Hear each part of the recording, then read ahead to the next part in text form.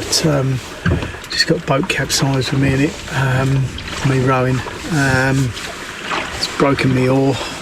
It's bent the gates that the oars go into. I got basically, I'm absolutely petrified. Not petrified. I think I'm a bit in shock. I literally just got in the cabin. I don't know what I'm thinking at the moment. I need to get my head around this one.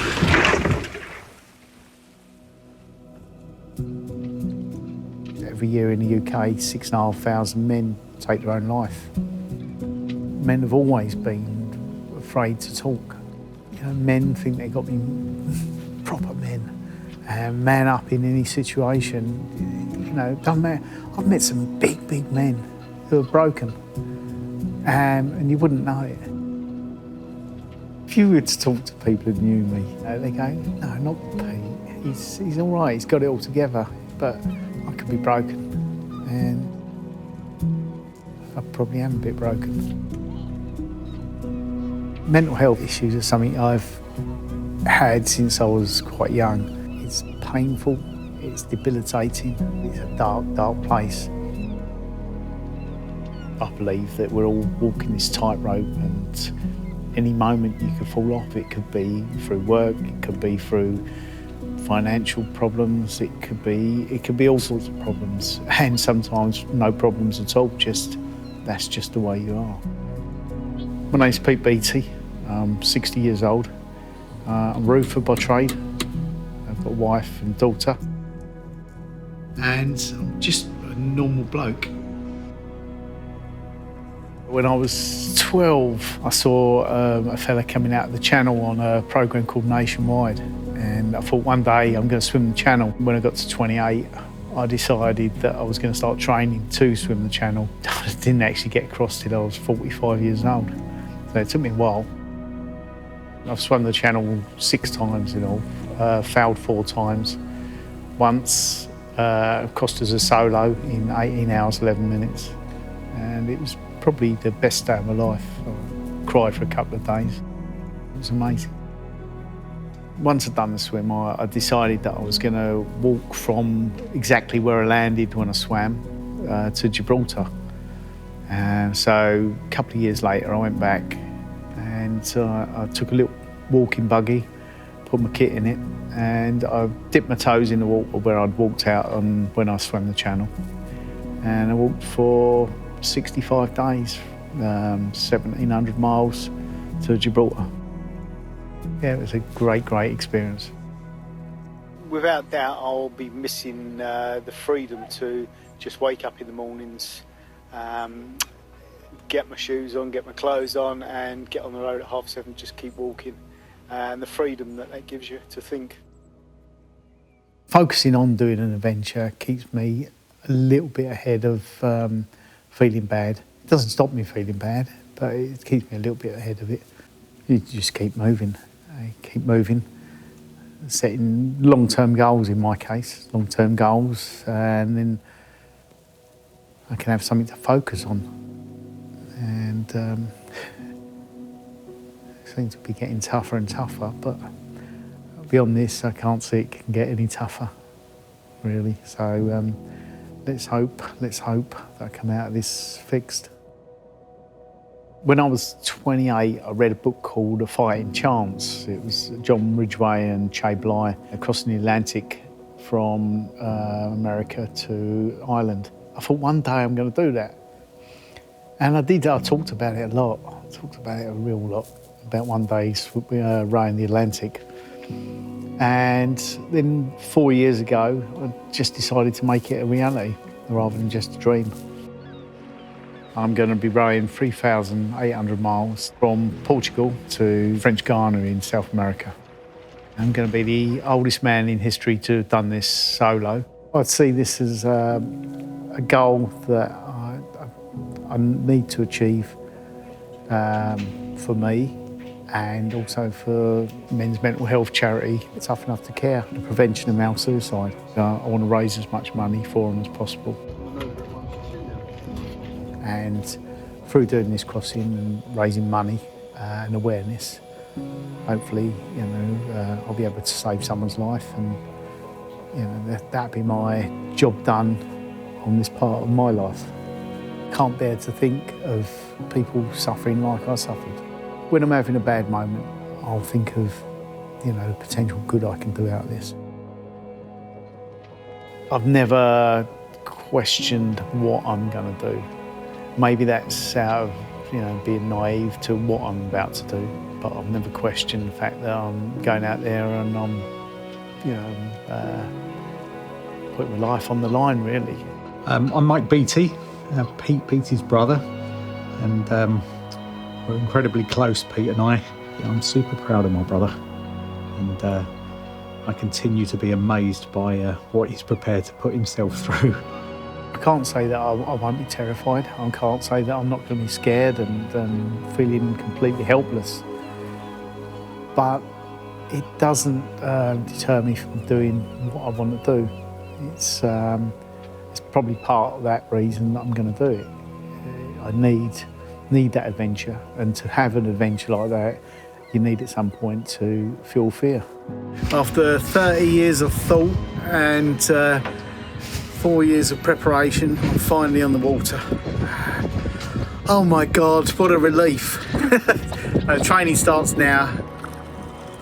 I haven't got a massive experience in rowing. It's a massive danger element involved in this. I'm not involved in a race with other people. I haven't got a backup yacht.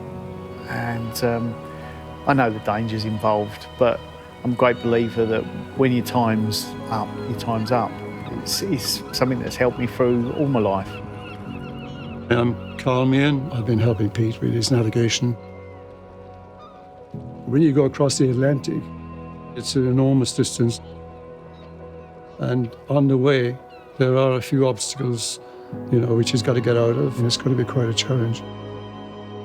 My wife and daughter are both, they're scared for me, but they go along with it and help me do the things I've got to do.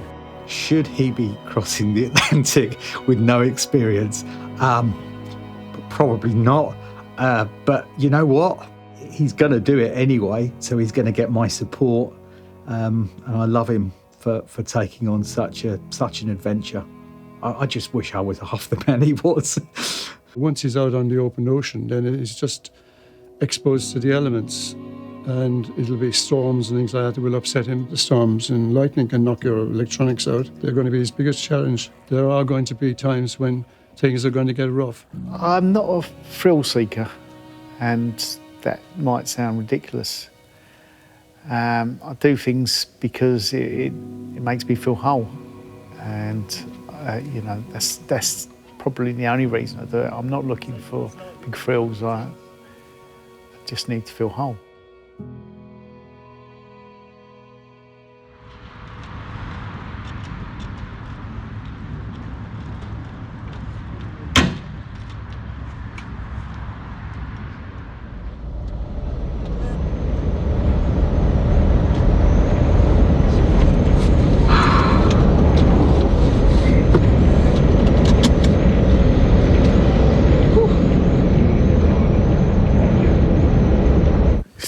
Monday the 4th. It's the first day I've got up, and I've actually felt really nervous. Catastrophising a little bit. I wish I hadn't gone to see that fellow the other day about the conditions just outside the harbour. I mean, he didn't tell me anything I didn't know, but he said it in such a way that he's a bit of a prick. Anyway, this morning I woke up, feeling a lot of anxiety. It's the sea out there, and it's a combination really of bad news about my dad, and probably a glass of wine too many last night as well.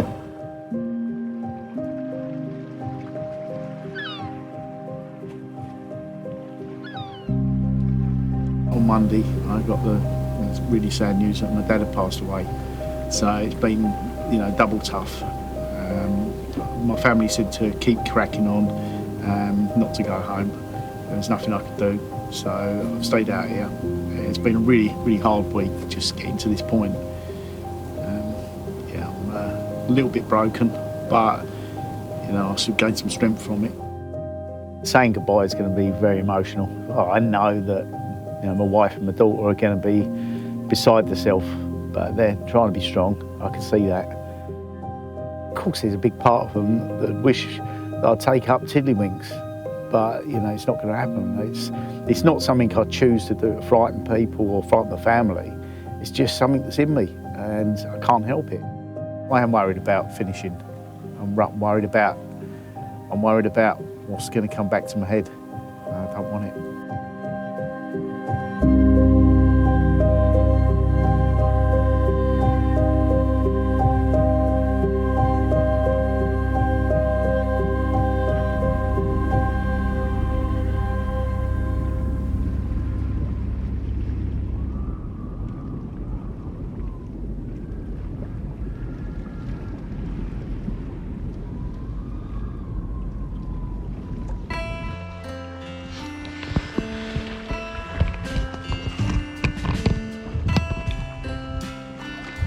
It's a good day today. It was really high winds. I think the gusting about 32 knots. Rode for I think about 8 hours. I'm going to increase the obviously, but I just want to build up and get into it. Life's good. Yeah, it's the first day I've really felt like eating properly.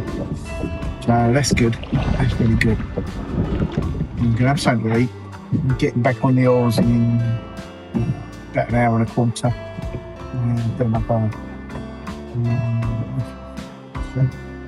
Do another 4 hours on the oars. And let's hope tonight I get from that sleeping. Alright, see you soon, man.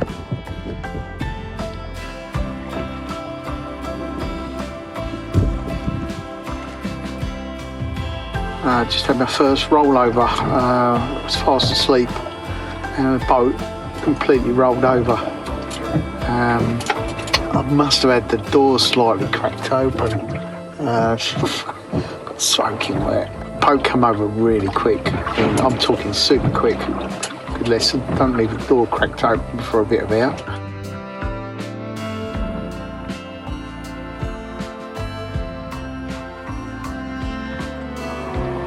Just getting into the routine.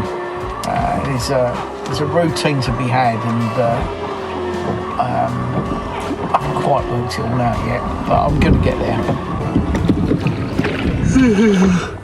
I'm having some really weird dreams. I mean, not bad dreams, but really complex and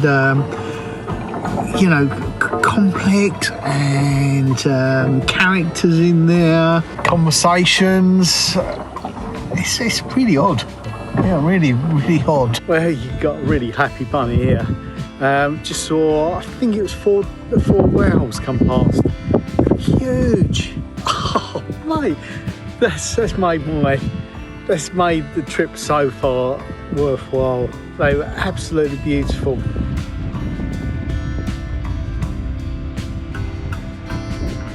The lapping of the water, it resonates in a kind of way that almost sounds like voices. I'm not going bonkers, by the way. It's just that's how it sounds. It sounds like voices. I'm enjoying myself. I can't say that I'm not enjoying myself.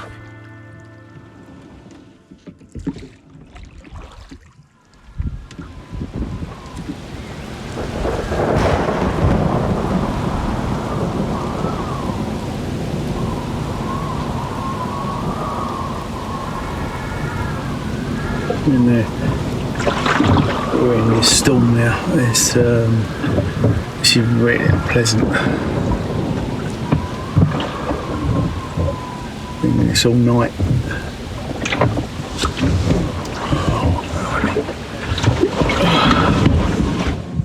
Really feeling demoralised at the moment. I've just been rowing for I think about an hour and a half or so. I've just looked at my tracker over here.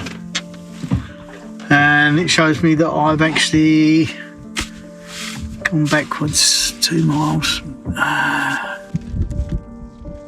4:30 today, I actually crossed the point where I was at 6 o'clock last night.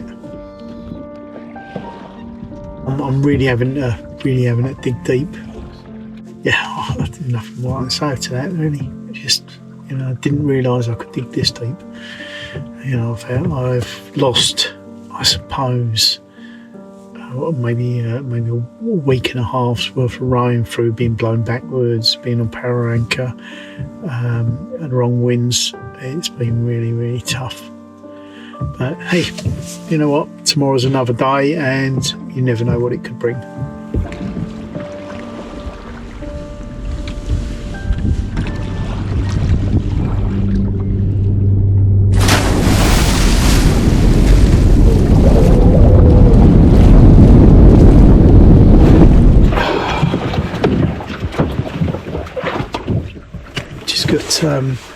Just got boat capsized with me in it. Just had this sinister feeling about this morning before I even started.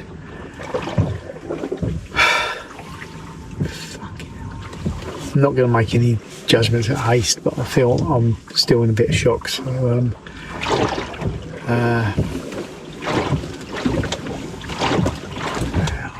I don't really know.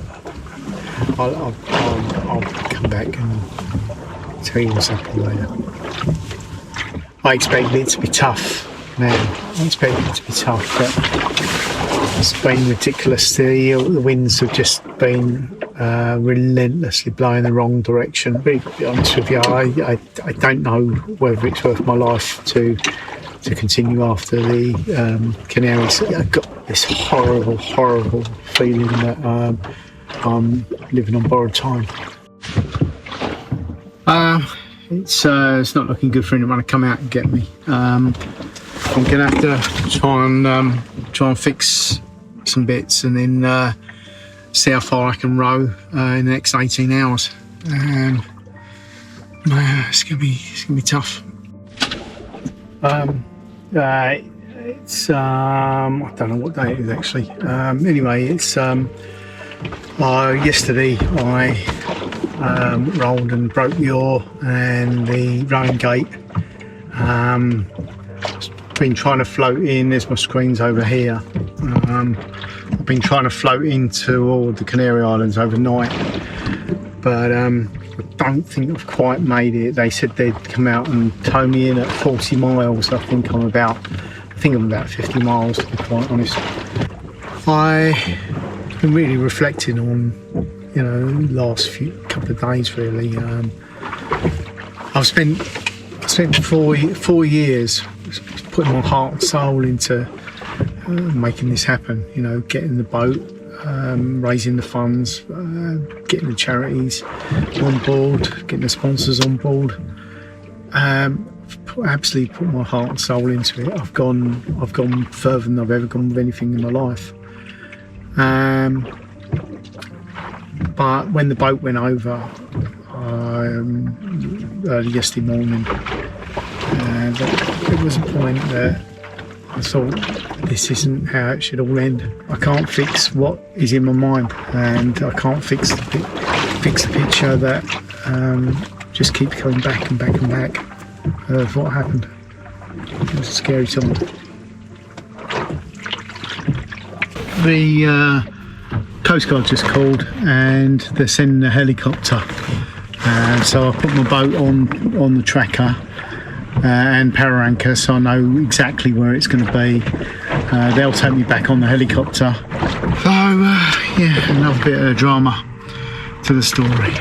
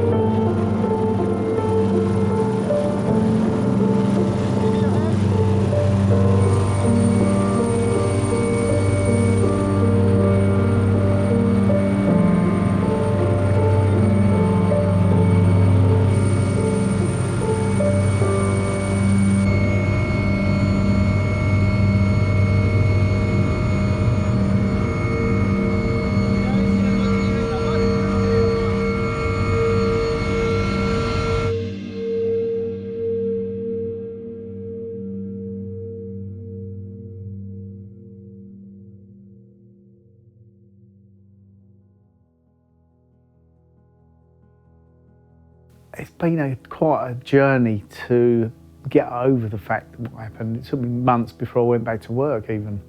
I just, it was something I just had to get in my head that I did the right thing for the right reason. I did leave a few of my problems at sea, which I'm pleased about, but not all of them. Not all of them. It's still tough, and I still have moments. I still have, I still have moments, but I can say they're moments now. They're not days on end or weeks on end. I never considered not finishing, but I never also considered my life and the value of my life. It sort of meant not a lot to me at all. That day that I got thrown out of the boat and I was underwater, it was probably the day that I realised that I was worth more than trying to carry on and kill myself. Not that I was trying to kill myself, but my life was worth more than the row. Myra and Ella were very brave to let me go, and even when I went to pick up the boat, they prepared themselves for me to say, I'm getting back on, I'm going to carry on. It was when I got to the boat in Lanzarote that I realised, I'd already got it in my head, if I look at the boat and want to carry on, I'll restart this again. When I got there, I looked at the boat, I was really happy, I had a little tear, but I didn't want to get back in it. That was it, that was me done with that part of my life. I hoped that feeling would last. And I suppose it has to a point. It has to a point. It did sort of fix me in a funny kind of way. At the moment, I'm happy. Still an underlying tension. When I'm not moving, I start feeling I need to move. I need the long-term goal to get me up and get me motivated every day. So I swam the channel. I walked from where I landed when I swam to Gibraltar. So I would like to think that I've still got the energy left in me to swim over to Africa from Gibraltar. So I really would like to get back in a swimming pool and start swimming. Tough enough to get, had a black tie do, which I was invited along to, and took one of the big £10,000 checks up for them, and they were chuffed to bits. They were really chuffed, and got a lovely message back saying you don't realise how many people you helped with that money. 10 grand was good. When I sell the boat, and I'm hoping for 40,000, then obviously they're going to get a nice big check. If I can just get one guy to not want to take his own life, that's my job done. That's really what it was all about in the start. So nobody would have to feel like I felt like all my life.